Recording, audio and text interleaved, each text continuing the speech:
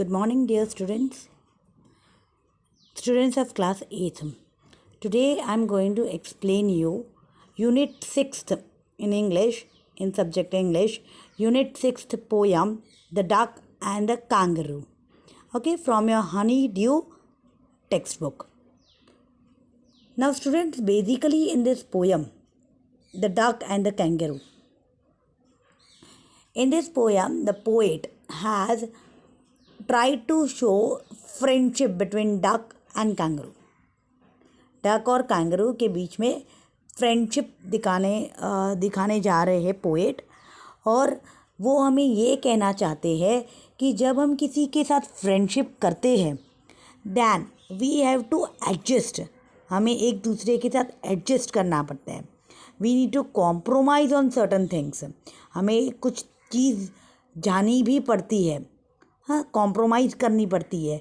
अगर हमारा friend agree नहीं होता है हमारी बात पे, तो कभी कभी हमें उसकी बात भी माननी पड़ती है. So in friendship we have to let go some things, we have to compromise, we have to adjust, we have to understand each other, then only our friendship will be maintained, otherwise the contact will not be maintain. तो basically duck and kangaroo के बीच में क्या compromise हुआ, दोनों ने एक दूसरे की कौन सी बात एक्सेप्ट की, हाँ, दोनों ने एक दूसरे को किस तरह अंडरस्टैंड किया, ये पर्टिकुलर इस the stress is particularly done on this particular thing, on the friendship. Okay, अभी डक जो है वो पानी में रहता है, इट लिव्स इन वाटर, और कांगारू जो है वो ज़मीन पे रहता है. तो दोनों के बीच में कैसे फ्रेंडशिप हुई, तो late us read this first before reading the stanzas. Two friends, the duck and the kangaroo, are about to set out on a long pleasure trip. अब डक और कांगरू वो दोनों एक लॉन्ग ट्रिप पे जाने वाले हैं. The kangaroo, though happy to carry the duck all the way on the tip of its tail, it's weary of her wet feet. What will the duck do to make the kangaroo feel comfortable over land and sea? Let us find out how they go about it. Now I told you earlier also कि duck जो है it lives in water and kangaroo जो है वो ज़मीन पे land पे रहता है. Now how kangaroo ने duck को कैसे कैरी किया अपने बैक टिप पर, अपने टेल पर, क्योंकि डक के तो जो फीट होते हैं वो वेट होते, गीले होते, ठंडे होते. हाँ, तो फिर कांगारू ने कैसे उसको एक्सेप्ट किया, कैसे उसको कैरी किया, तो पूरी पोएम में इस चीज़ को बताया गया है. So now let us read the poem stanza wise and I will explain you one stanza. Okay, each and every stanza. Now this is the first stanza. Okay, said the duck to the kangaroo, good gracious how you hop over the fields and the water too, as if you never would stop. My life is a bore in this nasty pond, and I long to go out in the world beyond. I wish I could hop like you, said the duck to the kangaroo. Now in first stanza, duck is telling to kangaroo. Duck kangaroo को कुछ बातें बता रहा है. क्या बता रहा है कि कितनी अच्छी बात है, ग्रेशियस मतलब very good, that you hop, hop means HOP, hop means to jump, JUMP jump. तो कांगारू जो है वो पूरे दिन क्या करता रहता है, एक जगह से दूसरी जगह वो कैसे जाता है, हॉप करते करते जाता है, जंप करते करते हुए जाता है. तो डक जो है वो उसको कह रहा है कि सो गुड कि आप हर जगह पे जंप करते करते हो, कभी नदी में चले जाते हो, कभी लैंड पे रहते हो, और पूरी दुनिया घूमते हो, होल वर्ल्ड. और I am so poor, duck जो बोल रहा है कि मुझे कितना मतलब बोर होता है, क्योंकि मैं पूरा दिन पॉन्ड में पड़ा रहता हूँ, है ना. तो पॉन्ड में तो थोड़ा सा पानी होता है, और वहाँ पूरा दिन डक जो है वो पॉन्ड में ही रहता है. नेस्टी मतलब बहुत गंदा पॉन्ड, वेरी बैड. तो एक गंदे से पॉन्ड में मुझे पूरा दिन रहना पड़ता है. मुझे भी इच्छा है लॉन्ग टू गो मतलब मुझे भी बहुत इच्छा है, मेरी भी बहुत इच्छा है. आई डिज़ायर, लॉन्ग का मतलब है DESIRE, डिज़ायर, मेरी भी इच्छा है. आई विश कि मैं भी पूरी दुनिया घूमूँ, पूरा वर्ल्ड घूमूँ, हॉप करते करते हुए, जंप करते करते हुए आपकी तरह. ठीक है, तो फर्स्ट स्टैंजा में डक कैंगरू को बता रहा है कि kangaroo is so happy, kangaroo को कितना अच्छा है कि पूरी दुनिया वो घूमता है जंप करते करते हुए, और उस बेचारे डक को तो पूरा दिन एक गंदे से तालाब में पड़े रहना पड़ता है, नेस्टी पॉन्ड में पड़े रहना पड़ता है। Okay, so this is all about the first stanza. Let us move to the second stanza. Please give me a ride on your back, said the duck to the kangaroo. I would sit quite still and say nothing but only quack quack the whole of the long day through, and we would go to the Dee and the Jelly Booby, over the land and over the sea. Please take me a ride, Odo, said the duck to the kangaroo. Again in second stanza, duck is speaking to kangaroo. Kangaroo कुछ बातें नहीं कर रहा है, duck ही दोनों stanza में duck ही kangaroo से बात कर रहा है। अब डक ने उसको क्या बोला, उसको रिक्वेस्ट की कि प्लीज़ मुझे कांगारू को बहुत रिक्वेस्ट की कि प्लीज़ आप मुझे अपने टेल के पीछे टिप में बिठा दो एंड में, और मुझे पूरी दुनिया घुमाओ। मुझे बहुत I really wish to go, I really wish to ride, take a ride of whole world, so please आप मुझे बिठाकर घुमाओ। मैं कुछ भी नहीं बोलूँगा, मैं आपको ज़रा भी डिस्टर्ब नहीं करूँगा, मैं एकदम स्टिल बैठूँगा, स्टिल मतलब एकदम स्ट्रेट, ज़रा भी हिलूँगा नहीं, एकदम क्वाइट, कुछ भी नहीं बोलूँगा, सिर्फ हाँ बस एक ही आवाज़ करता रहूँगा, क्वैक क्वैक, जो डक का आवाज़ होता है, it's a sound of a duck, quack quack, बस वही करता रहूँगा। फिर हम see you can see the places, the name of the places which the duck is mentioning, कि कहाँ कहाँ वो घूमेंगे। डी में जाएंगे, जेली बोली में जाएंगे, ओके वो उनकी लैंग्वेज में बातें कर रहा है, उनकी ऐसी प्लेसेस होगी, ठीक है। फिर लैंड के ऊपर जाएंगे, सी के ज़मीन के ऊपर, समुंदर के ऊपर, हर जगह पे हम घूमेंगे। सो नाउ लेट अस सी कि दोनों स्टैंजा में डक ने कांगारू से रिक्वेस्ट की है कि उसको पूरी दुनिया घूमनी है कांगारू के पीछे बैठकर। Now let us see what is kangaroo telling the duck. Okay, so let us move to the third stanza. Said the kangaroo to the duck. अब कांगारू डक से क्या बोल रहा है? This requires some little reflection. Perhaps on the whole, it might bring me luck. And there seems but one objection, which is, if you will let me speak so bold, your feet are unpleasantly wet and cold, and would probably give me the rheumatism, said the kangaroo. Okay, now kangaroo जो है अभी duck से बातें कर रहा है third stanza में, उसको बोल रहा है कि जो तुम मुझे बोल रहे हो कि तुम मेरी पीठ के पीछे मतलब मेरी टेल पे बैठकर पूरी दुनिया घूमना चाहते हो, तो उसके लिए मुझे थोड़ा टाइम चाहिए। Reflection, what is the meaning of reflection? Thought. मुझे थोड़ा सोच विचार करना पड़ेगा इस बात पे, मुझे थोड़ा सोच विचार करना पड़ेगा, और I will be very lucky, मैं खुद को बहुत नसीबदार मानूंगा कि मैं आपको पूरी दुनिया घुमा लूँ तो। बट उसके लिए एक ऑब्जेक्शन है, मतलब एक प्रॉब्लम है। ऑब्जेक्शन मतलब देयर इज़ वन प्रॉब्लम। अगर आप मुझे परमिशन दो तो मैं फ्रैंकली बोल दूँ, बोल्ड मतलब फ्रैंकली, मैं आपके मुंह पर ये प्रॉब्लम को बता दूँ कि क्या प्रॉब्लम है मुझे आपको कैरी करने में। तो वो बता रहा है, कांगारू बता रहा है कि उसको क्या प्रॉब्लम है। तो वो बोल रहा है कि आपकी जो फिट है वो बहुत ही वेट है, बहुत ही कोल्ड है। मतलब हमेशा जो डक के जो फिट होते हैं वो हमेशा वेट मतलब गीले होते हैं और ठंडे होते हैं। तो कांगारू बोलता है कि इसी वजह से आपके जो फिट है वो हमेशा ठंडे और गीले होते हैं, तो इसकी वजह से मुझे कौन सा डिजीज़ हो जाएगा? रूमैटिज़म। रूमैटिज़म को हम बोलते हैं रूमैटिज़म। ओके, रूमैटिज़म एक डिजीज़ है, उसमें क्या होता है, जॉइंट्स और बोन्स पेन होने लगते हैं, दर्द होने लगते हैं ठंड के मारे। हाँ, तो डक के फीट तो हमेशा ठंडे होते, गिले होते, तो अगर वो कांगारू के बॉडी को छू जाएंगे तो कांगारू के ये डिजीज़ हो सकता है रूमेटिज़म करके। तो रूमेटिज़म में क्या होता है, जॉइंट और बोन्स पेन, दर्द होने लगता है। तो वो बोलता है मुझे कोई दिक्कत तो नहीं है आपको कैरी करने में, मुझे कोई प्रॉब्लम नहीं है आपको कैरी करने में, और मुझे एक ही प्रॉब्लम है कि आपके पैर जो है, फीट जो है, वो हमेशा गीले और ठंडे रहते हैं, इसलिए उसी कारण से मुझे रूमेटिज्म डिजीज़ हो सकता है। Now let us see what is duck telling to kangaroo. Okay, in the fourth stanza, Said the duck, अभी duck बता रहा है, as I sat on the rocks, I have thought over that completely. And I bought 4 pairs of worsted socks, which fit my web fit neatly. And to keep out the cold, I have bought a clock. And every day a cigar I will smoke. All to follow my own dear true love of a kangaroo.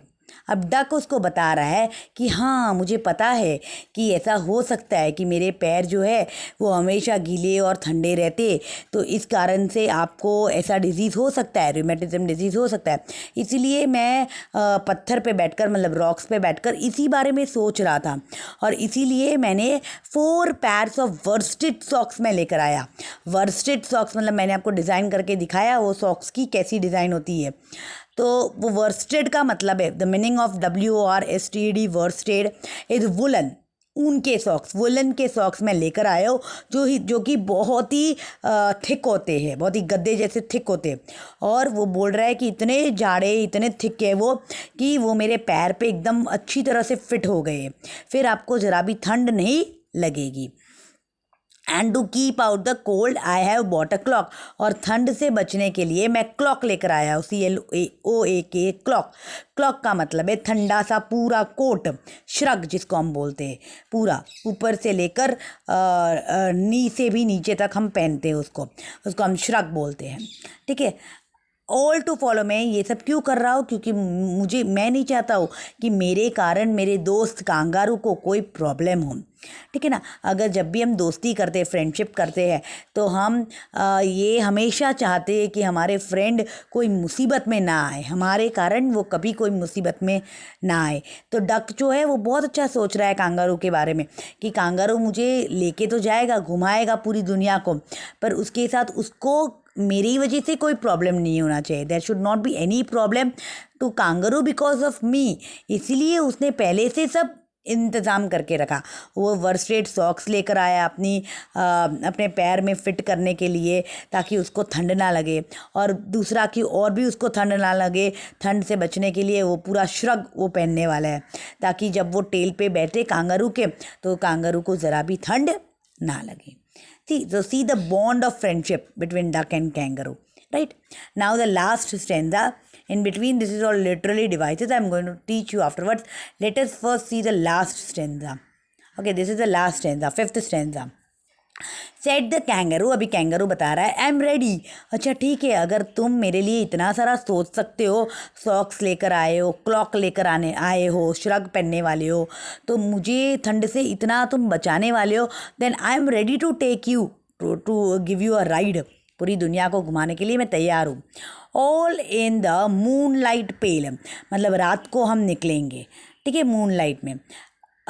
Okay, but to balance me well dear duck sit steady. अब वो क्या बोल रहा है, kangaroo क्या बोल रहा है कि बैलेंस बराबर रखना, क्योंकि अगर तुम हिले तो मैं भी गिर जाऊंगा। इसलिए कांगारू जो है वो डक को बोलता है कि सिट स्टेडी। स्टेडी का मतलब है straight. And quite at the end of my tail, मतलब एकदम एंड। देखो आप पिक्चर में देख सकते हो, मैंने दिखाया हुआ है पिक्चर में कि कैसे जो डक है वो कैंगरू के टेल के एकदम लास्ट टिप पे बैठा हुआ है, एकदम स्ट्रेट, है ना। अभी वो घुमाने वाला है, कैंगरू जो है वो डक को पूरी दुनिया घुमाने वाला है। So away they went with a hop and a bound, and they hopped the whole world 3 times. And who so happy, oh ho, as a duck and a kangaroo, right? तो अभी पूरी दुनिया वो लोग 3 बार, 3 times, they went around the world 3 times. They hop मतलब kangaroo जो है वो हॉप करते करते हुए डक को उसने पूरी दुनिया, पूरा वर्ल्ड घुमाया 3 टाइम्स। ओके, और दोनों बहुत ही लास्ट 2 लाइन्स है उसमें पोएट हमें क्वेश्चन पूछ रहा है। He is asking the question, Edward Lear, poet name is Edward Lear, and he is asking the question कि who is happy, who is happy, kangaroo or duck? Both are happy, duck and kangaroo. Duck is happy because kangaroo is making him a ride, and kangaroo is happy because duck understood understood kangaroo कि उसके लिए उसने उसको ठंड से बचाने के लिए वो सॉक्स भी पहने और पूरा श्रग भी पहना। तो दोनों ने एक दूसरे को समझा, दोनों ने एक दूसरे की विश पूरी की। So this is the bond of friendship which we all have to develop, right? Which we should develop in us also. Then only we can maintain our friendship. तो ही हमारी दोस्ती टिकेगी, right? Okay. Now let us read the literary device. Okay, मतलब which speech, figure of speech है. Then I'll tell you the rhyming scheme. Let us first read the rhyming scheme. Okay. See, you can see the last words. I have always told you कि rhyming words कैसे आप पहचानोगे. तो see the last words of every sentence. See, ready. Ready के साथ क्या match होता है third line में? Steady. Right? Ready, steady. So I have written A. Then second line PALE, pale, and TAIL, tail. So pale tail. It sounds same. So BB. Okay, then you can see fifth line BOUND, bound, and ROUND, round. तो bound round एकदम एक दूसरे के नीचे, इसलिए उसमें CC लिखा हुआ है. And the last two lines WHO, ho, and kangaroo, o का sound same, इसलिए DD. So your rhyming words also I have told you, and the rhyming scheme which we have followed. Rhyming scheme में हम A, B वो सब लिखते हैं. तो what is the rhyming scheme which we have followed, we have followed in this poem? So ABCCDD. This is the rhyming scheme. Do write in your notebook. You have to write the poem also as well as this rhyming scheme also. Okay, so the rhyming scheme which is there in this poem is ABCCDD. Okay. Now let us see that in this particular poem, I will teach you figure of speech. Okay, and figure of speech always comes in poem. Okay, why it comes in poem? क्योंकि जो poet है जब poem लिखते हैं तो वो देखते हैं कि वो म्यूज़िकली अच्छी साउंड होनी चाहिए. तो म्यूज़िकली अच्छी साउंड करने के लिए वो क्या करते हैं कि कुछ वर्ड्स को, कुछ सेंटेंसेस को रिपीट करते हैं, राइट? तो उसको हम फिगर ऑफ स्पीच भी बोलते हैं. Now in this particular poem there are 3 figure of speech used. One is repetition, one is alliteration, and one is anaphora. Okay, now let us see repetition. How repetition में क्या होता है बच्चों? repetition में sentence repeat होता है, right? तो देख तो कैसे कौन सा सेंटेंस रिपीट हुआ है. Said the duck to the kangaroo, और लास्ट लाइन में भी said the duck to the kangaroo, है ना? सेम सेंटेंस 2 बार एक स्टेंजा में रिपीट हुआ है. First and last line, said the duck to the kangaroo, said the duck to the kangaroo. तो ये इसको हम क्या बोलते हैं? जब सेंटेंस रिपीट होता है then that figure of speech is called repetition, right? You can write this also in your notebook. Next one let us see anaphora. ना अभी एनाफोरा आप कैसे पहचानोगे? Okay, I have not written that. Okay, and जब भी दो words repeat होते हैं वो भी साइमल्टेनियसली ऊपर के सेंटेंस में भी और नीचे के सेंटेंस में भी. तो आप देख सकते हो fifth line, in the fifth line and to keep, उसमें AND है. And next line AND, and every day and, उसमें भी एंड है, AND. मतलब एकदम एक दूसरे के नीचे ही एंड और एंड है, ठीक है? तो जब भी ऐसा रिपीट होता है कि पहली मतलब एक लाइन में भी एंड है, वापस उसकी दूसरी लाइन में भी तुरंत ही एंड लिखा हुआ है, तो हम उसको बोलते हैं एनाफोरा, राइट? तो ये भी एक है, ठीक है? And the very important one is alliteration. ये फिगर ऑफ स्पीच बहुत सारे स्टेंजा में in this poem the figure of speech alliteration is use for many times. Which figure of speech? Alliteration. अभी एलिट्रेशन में क्या होता है? एक लेटर का साउंड रिपीट होता है. एक लाइन में ऐसे 2 लेटर होंगे जिसके साउंड रिपीट हुए होंगे. See for example first one good gracious. तो आप देख सकते हो जी और जी, गुड में भी जी है, ग्रेशियस में भी जी है. तो जी ग का साउंड रिपीट हुआ है. In the same line H का भी साउंड रिपीट हुआ है, लेटर एच का. HOW हाउ में एच, HOP में एच, हॉप में भी एच है. तो HH ह का साउंड रिपीट हुआ है. ओके, तो ऐसे जिसमें लेटर का साउंड रिपीट होगा वो एलिट्रेशन होती है, right? The figure of speech where the sound of the letter repeats, it is called alliteration. Okay, And see, you can see the other one also I'm showing you in the next stanza. I would sit quite still. Sit, S-I-T, sit, S और S-T-I-L-L, still, S. S का sound repeat हुआ है, so. Okay, sit or still. So that is also alliteration. Two more are there. So you can see in the third line, but two balance. So B का sound repeat हुआ है, B. But में भी B है, balance में भी B है, इसलिए B का sound repeat हुआ है. And you can see W in the third last line. And they hop the whole world 3 times round. Right. तो W का साउंड रिपीट हुआ है, WHOLE, होल में भी W है, और वर्ल्ड WORLD, वर्ल्ड में भी W है. तो होल वर्ल्ड W का साउंड रिपीट हुआ है, व. ओके. सो जहाँ पे भी लेटर का साउंड, जो भी लाइन में लेटर का साउंड रिपीट होगा वो फिगर ऑफ स्पीच है, एलिट्रेशन. और जहाँ पे पूरे सेंटेंस रिपीट होंगे, जो भी स्टेंजा में पूरे सेंटेंस एक ही सेंटेंस 2 बार होंगे, तो वो रेपिटेशन होगा. Right. So basically 2 figure of speech we have learned in this poem, that is alliteration and repetition. Okay students, I hope you understood this poem. In last I am just giving you summary. In this particular poem there are 2 friends, duck and kangaroo. Right. और duck जो है वो kangaroo के पीछे बैठकर, उसके tell के tip पे बैठकर पूरी दुनिया को घूमना चाहता है, क्योंकि वो बहुत ही कंटाल गया. He has got bored to continuously stay in the pond.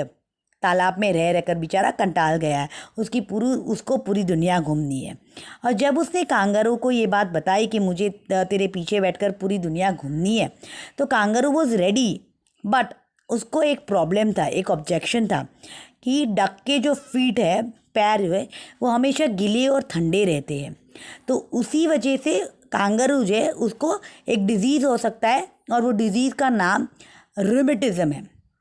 Rheumatism means pain in joints and body.